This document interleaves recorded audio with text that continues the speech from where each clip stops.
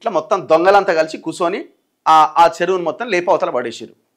ఇంకా పనులు జరుగుతూనే ఉన్నాయి. మరి ఎట్లా ఇంకా పనులు జరుగుతాయి? ఇప్పుడు దీనిగా వెంటనే స్క్రీన్ షాట్ తీసి రంగనాథ్ హైడ్రా మీడియా గ్రూప్ అలా పడేస్తాడుగా, అలా పడేసి ఈయనేదో పెద్ద ఘనత సాధించినట్టు మీడియా వార్తలు రాస్తే దాన్ని ప్రచారం చేసుకోవడం ఏందయ్యా బాబు?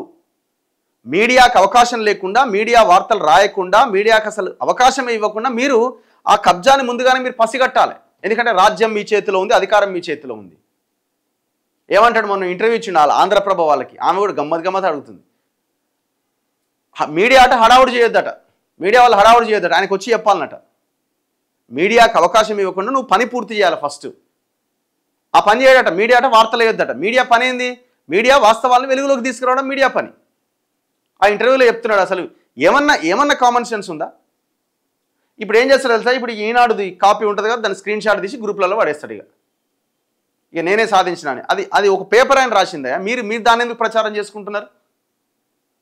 ఇది ఒకటే కాదు, కొత్తకుంటకు ఆనుకొని ఉన్న సూరన్ చెరువు మొత్తం మేము అందరం పోయినాం కదా, 20 యూట్యూబ్ ఛానల్లో మేము అందరం కలిసిపోతే మొత్తం అటు చెరువే పూర్తి చేసిండు. ఆ చెరువును పూడ్చిన వాళ్ళు వచ్చి చెప్తున్నారు, అన్న మేమే ఇంట్లో పని చేసినాం, రాత్రికి రాత్రి టిప్పర్లు పెట్టి మేమే పోసినాం, దాదాపు 30-40 మంది బౌన్సర్లను పెట్టి పని చేయించినాం. మరి అదెందుకు ఎవడు మాట్లాడు?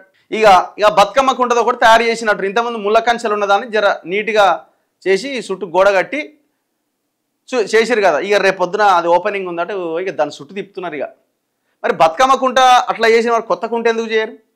కోమటి కుంట ఎందుకు చేయరు? మైసమ్మ కుంట ఎందుకు చేయరు? ఇంకో కుంట ఎందుకు చేయరు? ఇక బతుకమ్మ కుంట ఎన్ని రోజులు నడిపిస్తారు చూడరు. ఇక మళ్ళా ఎలక్షన్ల దాకా అదే చెప్తారు. ఇక బతుకమ్మ కుంట 2000 చెరువులు ఉన్నారని ఆయన హైదరాబాద్లో, ఒక బతుకమ్మ కుంటే కాదు. మరి ఆ 2000కు పైన చెరువుల పరిస్థితి ఏంది? ఇవాళ హెచ్ఎండిఏ లేక్స్కి వెళ్తే మీరు చూడండి, హెచ్ఎండిఏ లేక్స్ అని గూగుల్లో టైప్ చేసి చూడండి, 10ల సంఖ్యలో ఉన్న చెరువులు అందులోంచి లేపేసారు. అంటే వాటి రికార్డ్స్ కూడా మాయం చేసి పడేసారు. ఈ గవర్నమెంట్ కూడా, ఈ హైడ్రా కూడా. మరి వాటికి ఎందుకు సమాధానం ఉండదు? ఇట్లా ఆ రియల్ ఎస్టేట్ కంపెనీ వాడికి రాసిచ్చి ఈ ఇంజనీర్లని వాళ్ళని మొత్తంగా ఆ ఉద్యోగాల్లోంచి తొలగించి వాళ్ళ ఆస్తుల మీద రైడ్స్ చేయాలి.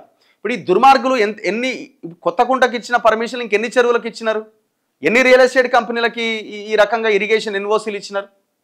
ఒకసారి ఆలోచించండి. ఇలా ఒకరిద్దరు మొన్న రీసెంట్గా ఏసీబీకి దొరికిన వాళ్ళు కూడా ఉన్నారు ఇలా దొంగలు.